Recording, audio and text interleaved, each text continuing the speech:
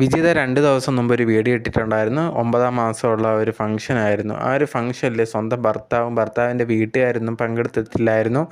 ഈ ഒരു വീഡിയോ പുറത്തു വന്നതിന് ശേഷം കുറേയധികം ആരാധകർ കമൻറ്റ് ബോക്സിൽ വന്ന് ചോദിക്കുന്നുണ്ടായിരുന്നു, എന്ത് പറ്റി ഹസ്ബൻഡ് പങ്കെടുക്കാത്തത്, കുടുംബക്കാർ പോലും വന്നില്ല, പിണക്കമൊന്നും മാറിയില്ലേ, ഹസ്ബൻഡ് ഭയങ്കര സപ്പോർട്ടീവാണെന്ന് പറഞ്ഞിട്ട് എന്തുകൊണ്ട് വന്ന് പങ്കെടുത്തില്ല ഈ ഒരു ഫംഗ്ഷനിൽ, അത് ഇമ്പോർട്ടൻ്റ് ആയിട്ടുള്ള ഫംഗ്ഷനാണ്, ഇനി വിദേശത്ത് വല്ലതും ആണോ എന്നൊക്കെ ചോദിച്ചിട്ട് കുറേയധികം പേര് കമൻറ്റ് ബോക്സിൽ വന്നിട്ട് സാഗർ എന്തിയെ, ഭർത്താവ് സാഗർ എന്തിയെന്ന് ചോദിക്കുന്നുണ്ടായിരുന്നു. പക്ഷേ വിജിത ഈ ഒരു കമൻറ്റ്സൊക്കെ കണ്ടിട്ട് പോലും റിപ്ലൈ ഒന്നും കൊടുക്കുന്നില്ല.